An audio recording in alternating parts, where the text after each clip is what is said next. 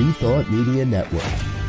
We are a global broadcast network of positive music, media, and entertainment, inspiring humanity's evolution along the journey of enlightenment and creating a world of love, peace, empowerment, and prosperity for all. New Thought Media Network. Positively inspiring.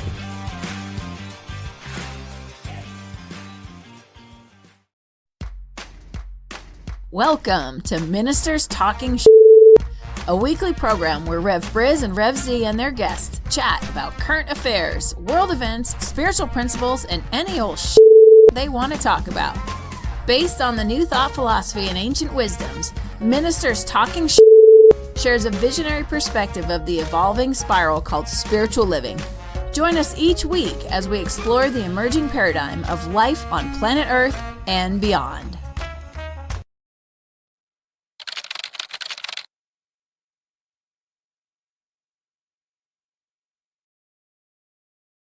And good morning, dear ones. Dr. Robert with you over here. Rev Z right here. And this is Ministers Talking Shit for Friday, the 27th of December, our final episode of 2024. Here we are, Z. Yeah, unbelievable. Unbelievable. And, you know, well, first and foremost, happy holidays to everyone. Christmas has left. Boxing Day has left. Kwanzaa has started, Hanukkah has started, and a whole bunch of other stuff. And the other solstice has come in, solstices. Yeah, so you know it's been a great holiday season, and I'm trusting everyone is continuing to celebrate and recognize the glory that is called Earth and life, and tune in to us so we can keep you appointed. Yes. What is the last day? The last day of Hanukkah is going to be January 2nd, isn't it? Yeah, I think Kwanzaa and Hanukkah are going to end around right at the same time. Okay. Wow. I don't know that I've ever remember a Hanukkah that went over the New Year. Yeah. It's, you know, it's a sign, as they say. It's a sign that all this stuff comes together to tell everybody on the planet, y'all need to come together because there's some stuff brewing, and you know, quite the symbol, if you will. Yeah. There is definitely some stuff a brewing, that's for sure. Yeah. So, and speaking of a brewing, I just caught wind of this new story that Pakistan bombed some place in Afghanistan and killed 43 people. I think the story is still emerging. But you know that I'm trusting that that's not true because that's just one more place where they're going to start stirring the pot. And we got enough pot stirring going on. Yeah, this is so back in November, I'm doing a quick search here. Back in November, there was a suicide bombing at a Pakistani train station. Right, I remember. And here, several reporting agencies are reporting Pakistan airstrike on Afghanistan kills 46. Now, this is according to Taliban officials. Wow. You know, I saw an article today about Israelis bombing a North Gaza hospital. Now, my understanding is they went out and they cleared the property prior. They cleared the building prior, so there was no one in the supposedly there was no one in the building. So they kind of went in and said, all right, everybody got to get out because we're about to bomb the shit out of this place. And there's it's not just hot spots. And maybe it's my own personal bias, but it seems like since the election, there have been a lot more flare-ups. And it would appear countries feeling like it's okay to do this. Well, you just look at yesterday, or I think it was day before yesterday. You know, the plane that I think it was either from Abujan or going there, but it crashed, killing 20 something people, and now there's speculation that Russia may have shot it down. There were survivors, so I'm Yep. sure they'll get a good story. But these little flare-ups, man, are quite interesting. And I saw something the other day that said the American public are so sick of politics on the TV that they're tuning out right now. And this is the time not to tune out right now, because there's going to be with all of this stuff happening. And if you're tuning out, you're not going to be uh, in tune, if you will. Now, you don't need to oversaturate yourself and just go crazy with it, but we do need to be abreast and stay aware of what's going on so that we can bring uh, that that higher perspective to it, that we can throw in that spiritual piece for the conversation to try to keep it, Yeah. uh, keep it on ground. You kind of remind me of an old story we used to hear, that there was a student at Agape with Michael Beckwith, and in a class, the student said he doesn't pay attention to the news, doesn't watch the news, doesn't read the news, and Beckwith's response was, "Well, then how do you know what to pray about?" Mm-hmm. Mm-hmm. Because Mm-hmm. once we understand the science of mind, once we understand new thought and the power of positive prayer, it's all well and good to get our own stuff in order and get our own lives back to where we want it to be. But along the way, we cannot lose sight that we are part of a larger system. We cannot lose sight that we're part of something much, much bigger than just ourselves and our own grocery budget. We have to be in that prayerful place for the world, for everybody. Yeah. Yeah. Yeah. And today's principle for Kwanzaa is Kuju Jakalia, which is self-determination. And we, the people, must come together to be self-determined to eradicate, if you will, or at least put up a barrier against all of the uh, intrusions that we're facing on all fronts that are threatening our current way of living. Now, obviously, you know, there's some good stuff with the technology coming, right? Uh, we have to make sure we are abreast. We have to make sure we know how to use it and understand it. So when it becomes more prevalent, we don't um, we don't succumb to it, if you will. But I mean, there's stuff on the horizon that could help us with this waking people up, if you will. But we can't put our head in the sand like the ostrich. Yeah, exactly. There is a global ripple, and truthfully, it would appear in some ways that Russia is at the center of it. Mm-hmm. Russia brought North Korean troops into the conflict in the Ukraine. This plane crash, there's some saying that Russia's involved in shooting it down. Russia's saying no, it was Ukraine. Russia's blaming it on a Ukrainian drone strike or a drone mission. Mm-hmm. But let's take a step back from that, Russia. If you hadn't invaded Ukraine, there wouldn't be that many drones in the air, and we wouldn't have drone missions coming out of the Ukraine. And Russia and Finland is now accusing, in many ways, Russia of the internet cable that was cut in the North Sea. And if I remember the story I saw correctly, Finland is actually holding a Russian ship right now. You're right.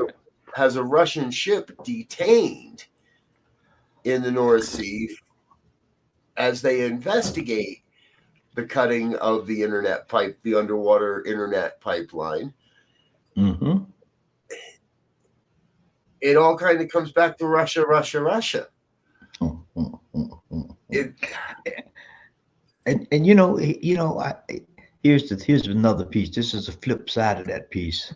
Well, not the flip side, but another point of how things get askew.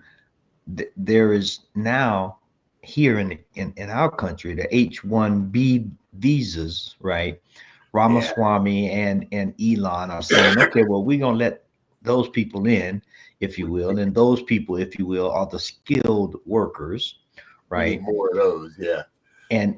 But that also leads to the whole thing about, okay, people stealing security records and secrets, right? So again, it points to a bias of who they let in and who they try to kick out. The question that a lot of people are going to be asking and are starting to ask now: when you let these skilled people in, who do they look like? Where do they come from? Uh, what's going on in that stew pot that you're allowing people to come in as you kick massive people out according to your plan? And so it's going to be an interesting scenario that we deal with here. And we have to, like you said, and I love that with Beckwith, we have to be aware so we know what to pray for. Right. We have to know where to put our focus. Right. It's okay to say we want to see peace on earth and goodwill for all, but do we live that up? Do we live that? Do we actually create a vibration of peace, whether in our own homes or in the way we address different things, or the way we drive? Do we bring peace to the roads when we're out in the? Do we bring peace to the busy stores when we're out? And there's more, because Germany, the German president, just dissolved their parliament and scheduled national elections for February 23rd, which is several months earlier than originally planned. So, okay. and I don't know it, right? And on the surface, I don't know enough to know whether that's a move towards more freedom or if that's a move towards more authoritarianism in Germany. Right. Is he dissolving a good parliament that was holding him in checks and balances and accountable, or is he dissolving a parliament that was running amok and trying to create, right?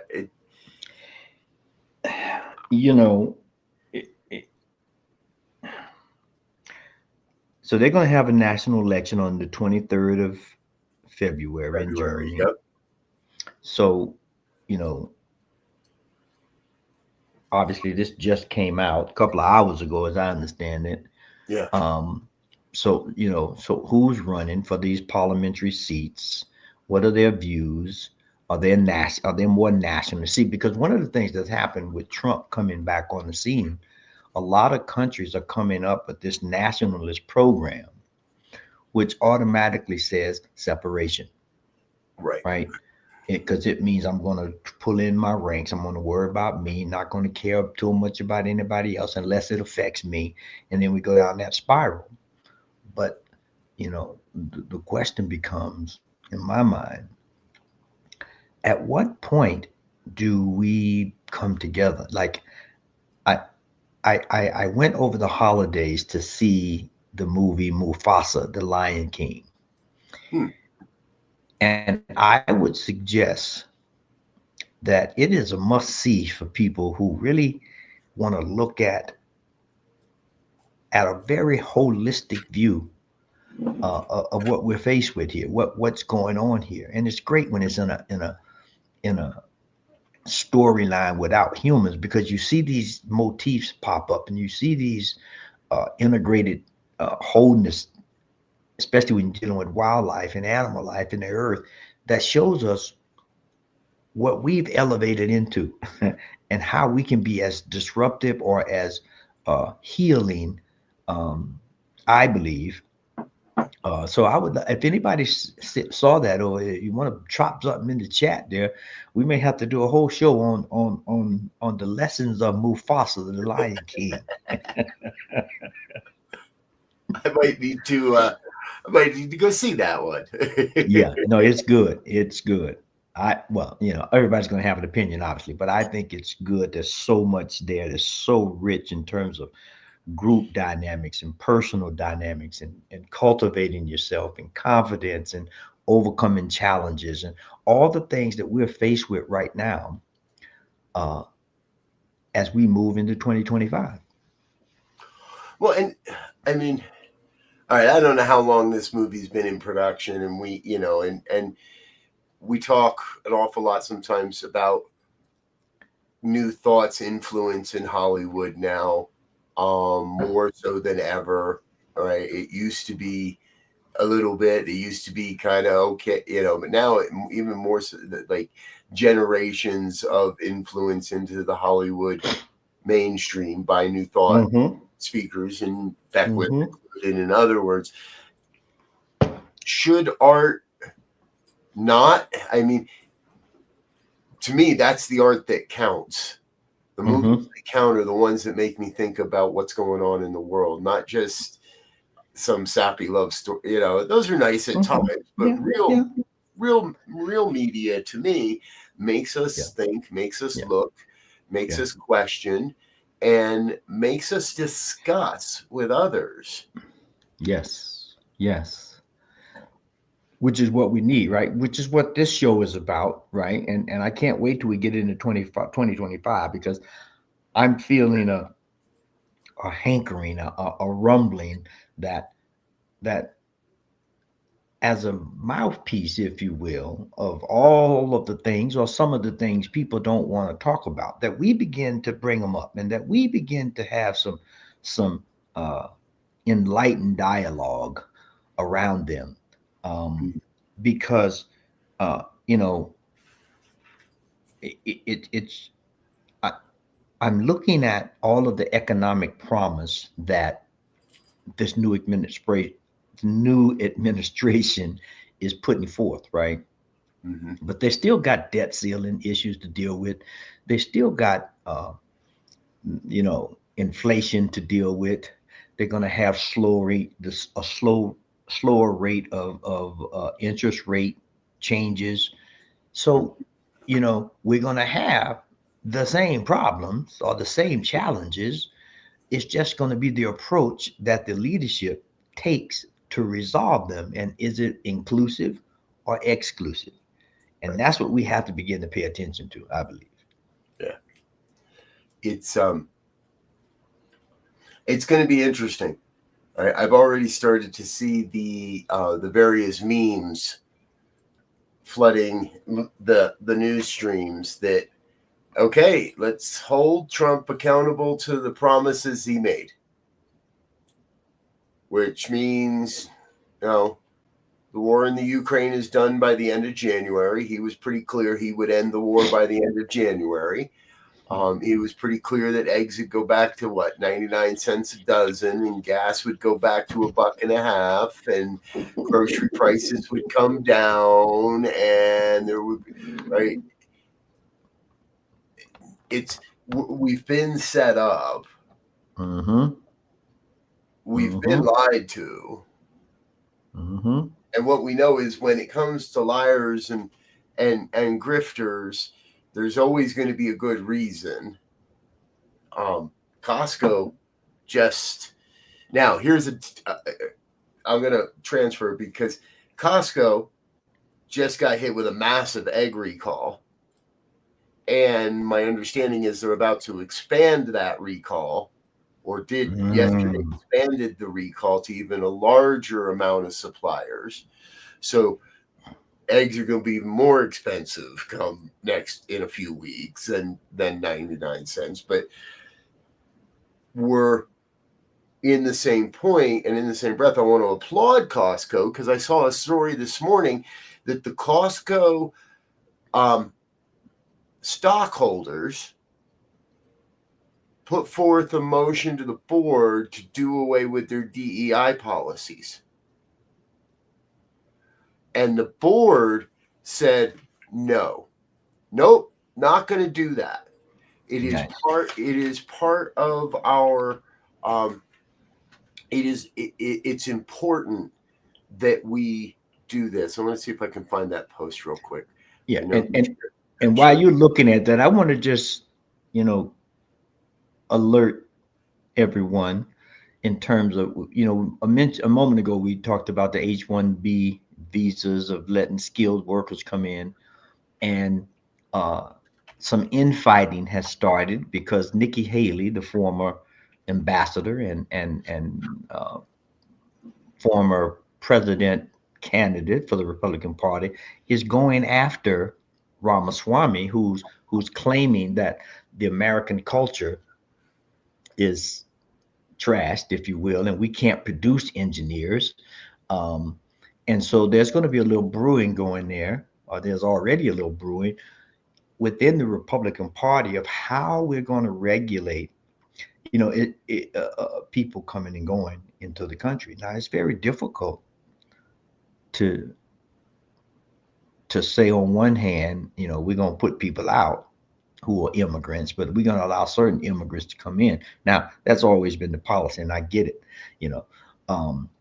but to be as demonstrative, I heard the guy, I forget the guy's name, who's going to be the immigration czar, whatever they calling him, and they asked him about the separation of families and all of that. And his statement was, if I got the meaning correctly, that if these parents bring their kids here and they get separated, well, the parent is responsible.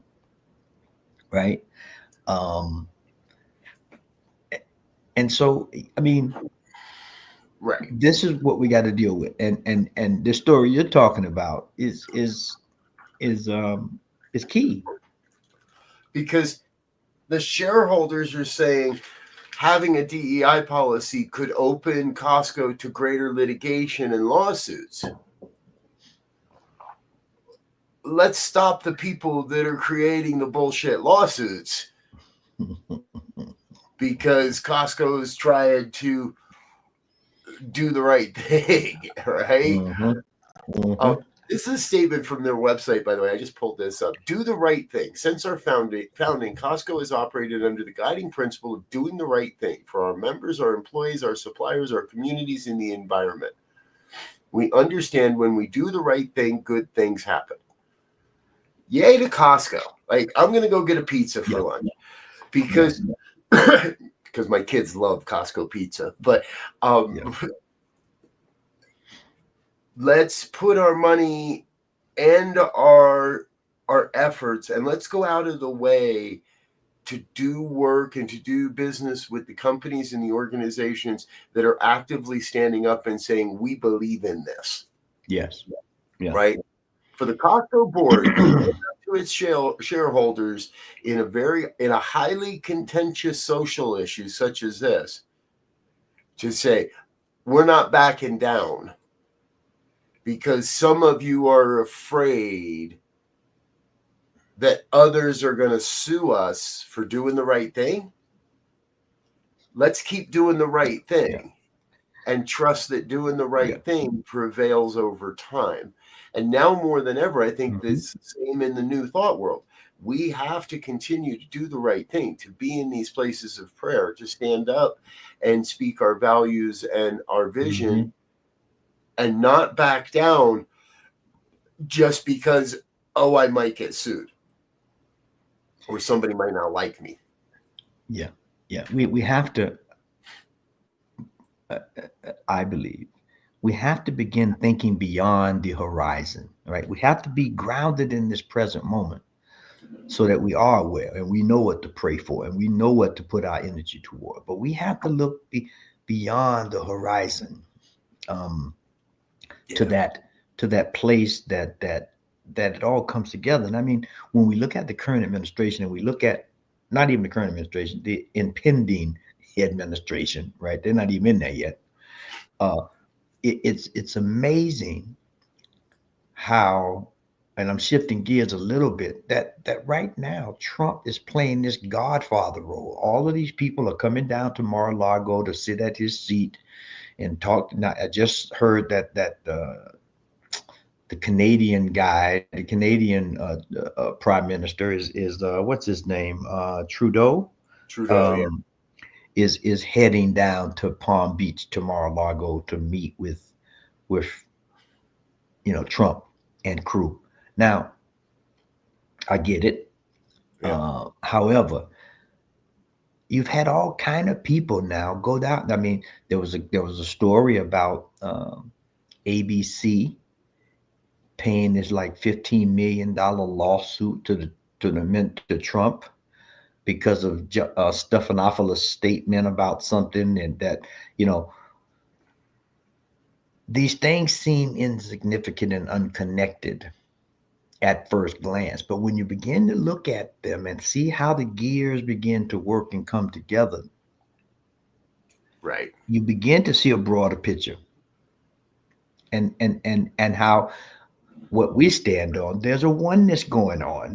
You can see, when you begin to see how these things, they're not isolated incidents, they all work together, and we have to do the same. We have to work together to be a mouthpiece, to be a voice, to be the eyes and the ears for those who may not see, to say, hey, we need to get ourselves in the right alignment as well. Yeah. It's an interesting time because we don't know exactly what they're going to do.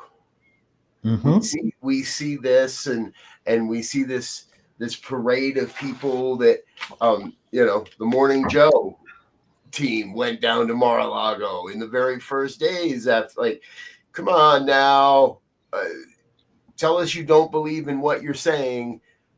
Tell us you're not protecting your own ass here instead of right. Go ahead.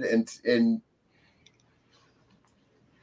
there is a delicate balance of respecting the opinions and the perspective of the people that voted for Trump, and fighting for, living for the values and the principles that we hold. So not just rolling over and let Trump do anything he wants, but also, I guess it's staying in the conversation. Staying in the conversation and asking the tough questions, right? And not predicting doom, but allowing for the revelation, allowing for the unfolding. There's, on the cosmic scale of it all, there has to be some damn good reason that we elected this man, and that he and his cronies are going to get a chance to prove they were right or prove they were wrong. But that's all right. That's what I'm now on. That's my new thing. I want to see the proof. I want to see the receipts. And I think every American should be asking for the receipts at this point. You say you're going to have us out of Ukraine by the end of January. I want to see the receipts. You say you're going to lower gas prices and prices of groceries and overall consumer prices. I want to see the receipts. And when I see the receipts, you'll get some credit. But we can't give the man credit for saving the universe if all he's doing is throwing darts at the sky. Yeah. When we look at, I think when we're able to look at things in a clear perspective, meaning we take in as many elements of the whole as we can. We look at what's happening on the political scene, on the economic scene, on the socioeconomic scene, on the climate change. We begin to see that there is a change of how we view these things, right? I mean, New York just came up with some $1 billion law on climate change for corporations. $75 billion. Yeah. Right. And when I look at, I saw a thing on TV the other day, a story on electric cars, right? And I think it may have been CBS Morning or 60 Minutes or somebody. But they had a car with the reporter and the CEO in the back seat of the car on a freeway driving. Now, not, I can get it in the city, but I have never seen one on the freeway like that. I know they got trucks and stuff, but when you begin to think about this now, and of course, it's a little tongue in cheek about putting people out of work, and I heard a CIO say that someone asked him a question about you know AI taking over and taking their jobs. He said, yeah, only if you don't understand it and know how to work with it, it will take your job. But if you are in the mix and you learn how to use this thing perspective and make things happen, you're not going to lose your job. Right. It isn't And so, actually the AI taking the job, right? It's somebody that understands how to manipulate and use the AI that's going to take your job. Your job is fine. Your personal position in that seat might be at risk if you're not willing to move forward with everything. I want to address a quick question by Linda here as well. She says, but are there any consequences for Donald if he doesn't produce what he promises? I believe so, Linda, and I believe that the consequence will be that place of public ridicule when his people turn against him. When the MAGA hat wearing crowd decides they've had enough of apologizing and making up excuses and everything else, I do think, there's very little that the quote government will do as in the way of punishment or consequences, unless we have another impeachment and an actual proof of law breaking. Breaking political promises, unfortunately, in the U.S. is not a crime. Well, and I think Linda, I think what's gonna raise its head is, a lot of people voted for him on a dream of what he was going to do and how he was going to change crime and the education and finance and buying eggs and all this stuff. But I think when the populace, not the people in his entourage who are going to get paid either way, or who are going to get the recognition or whatever it is that they're seeking out of this, other than hopefully being a good servant, when the people realize that he sold them a pipe dream, they are going to rebel, I think. And then the question is, will the Democratic Party or any party or new party coming up be in a position to put forth a platform, if you will, or an idea or approach to trying to fix this stuff, as Robert has said before, than just kicking the can down the road? And that's going to be an interesting thing to see. Here's one thing I want to see. I want to see a national outrage for whatever media, and I'm going to use that term loosely, whatever media company hires Matt Gaetz as a pundit, as a talking head, as an authority figure, as someone that we should respect and listen to. The first media company that actually gives that man a job should be publicly ostracized, should be publicly flogged organization, in my opinion. I don't know if you've had a chance to actually look at the House report, the investigation. No, I haven't. Oh, somebody ought to turn this into a Friday night thriller movie. This is like decadent. It is the absolute epitome of drugs and sex, and I don't know if the man listens to good music or not, but not someone we should be looking up to, in my opinion. And recognizing what time it is, but I'm going to bring this in because the American, have we taught too many young men that the definition of success is sex with anyone we want and as much money as we can imagine?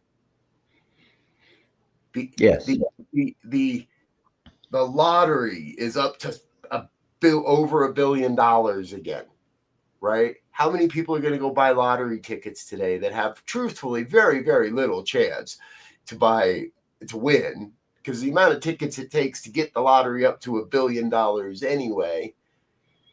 Couldn't we just for once give that money to the unhoused? Couldn't we just once give that money to the veterans? Couldn't we have a national lottery where everybody just threw away $5 in lottery tickets that benefited something that needs to be done?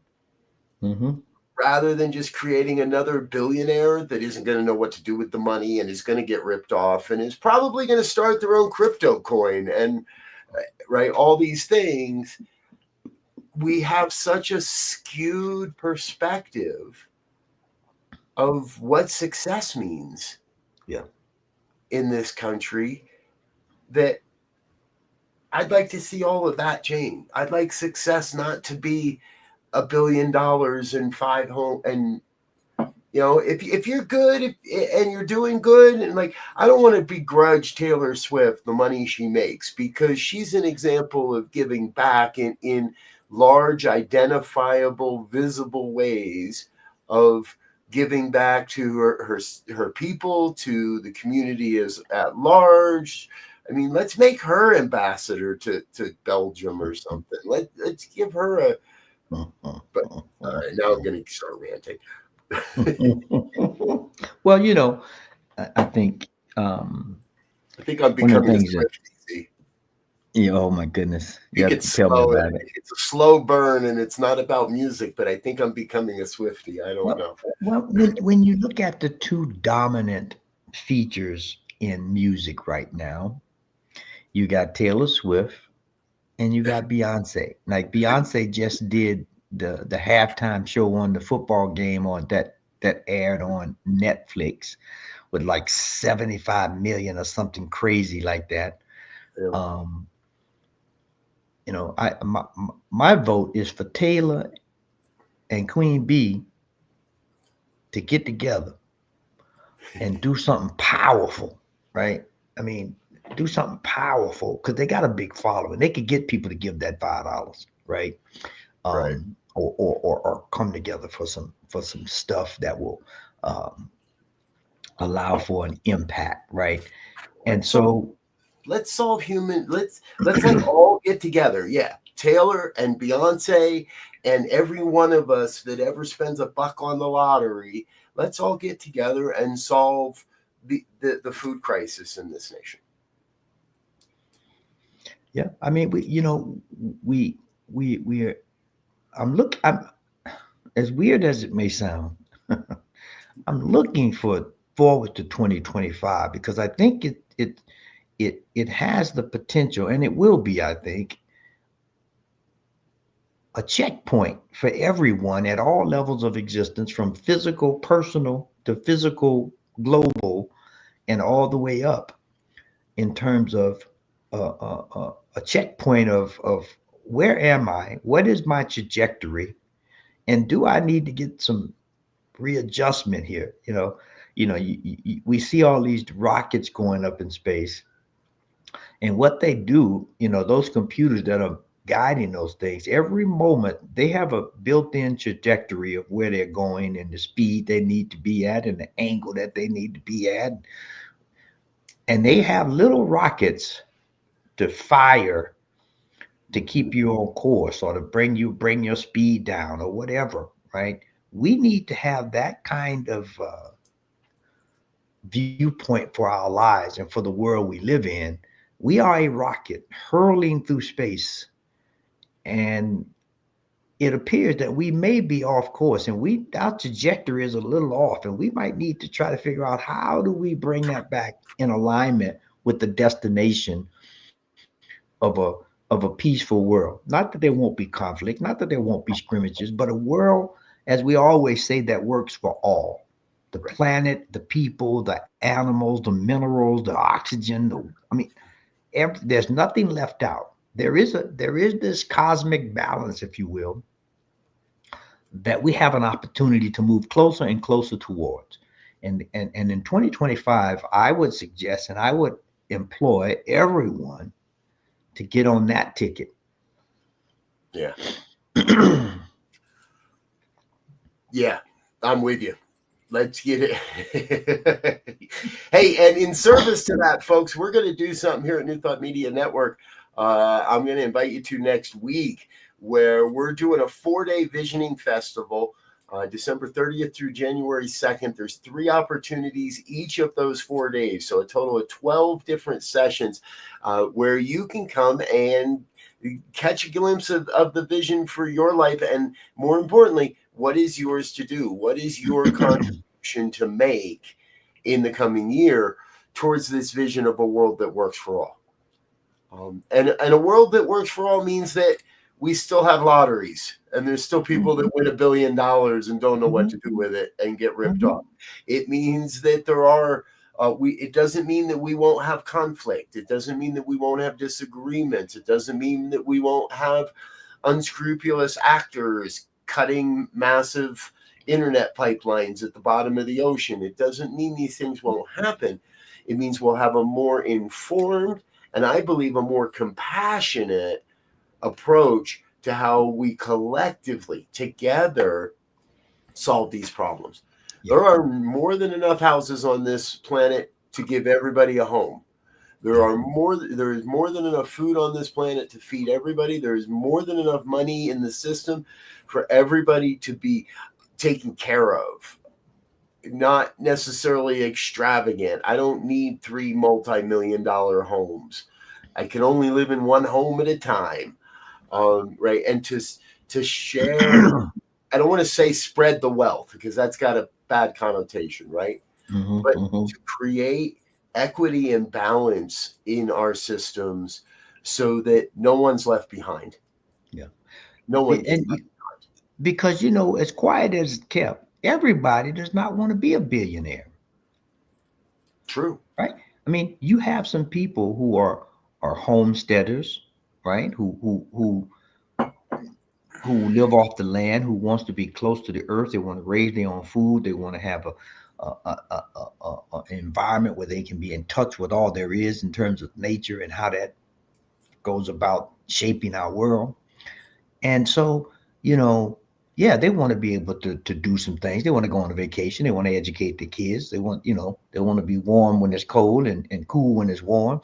But everybody does not have the same aspirations. And I think this younger generation is showing us that by the way they work and how they move, you know, and whether we agree with that lifestyle that they're painting right now, it is definitely a stark reminder that we do not want to go and work like the baby boomers, work all our lives to achieve something. And then as soon as we retire, we get in a position where we can't even do it. We got all the money or whatever, or opportunity, but we can't do it because we have to take care of something, or we can't, you know, can't go to Russia. I would love to go to Russia and see some of those buildings that they built, some of that architecture, which is just marvelous, but I can't go.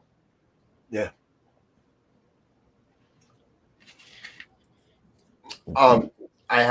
We're gonna wrap, but I had this crazy idea I'm gonna jump on ChatGPT later and ask it to do a statistical analysis of all the winning lottery numbers for every lottery over $1 billion in the past 10 years and buy one ticket.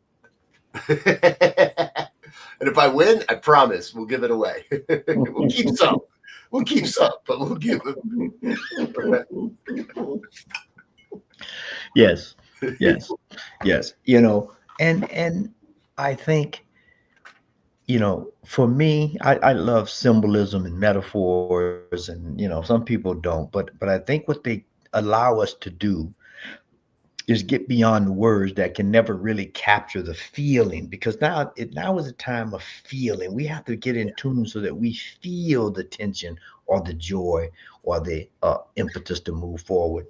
And I'm looking forward to feeling into a better way of living, a better way of communicating, a better way of loving, a better way of arguing, a better way of, you know, whatever it is, because they're not going anywhere. And now is the time.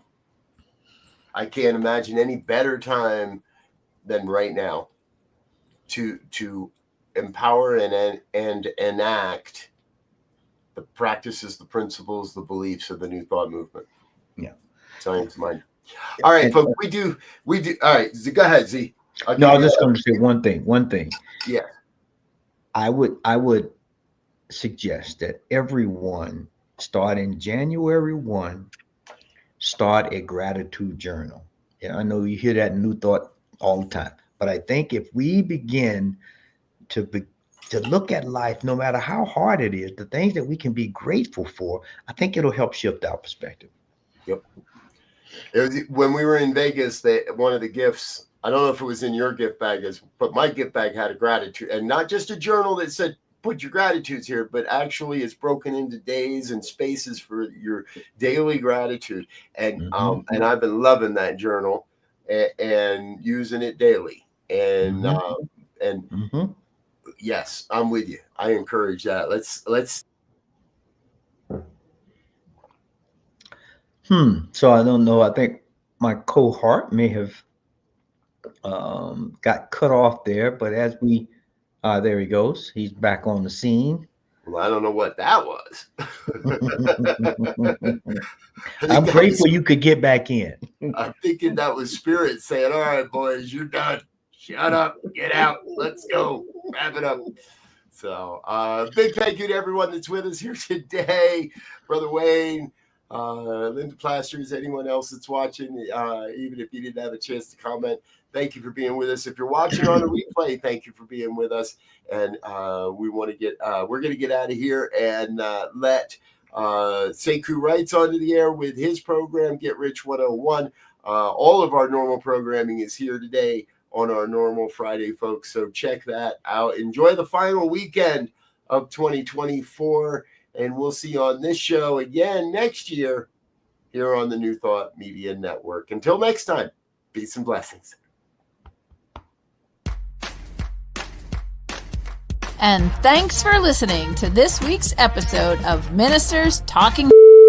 We'll be back again next week with more commentary on current affairs, world events, and any other our ministers want to talk about. And if you found value here, please share our with your friends. Until next time, peace and blessings.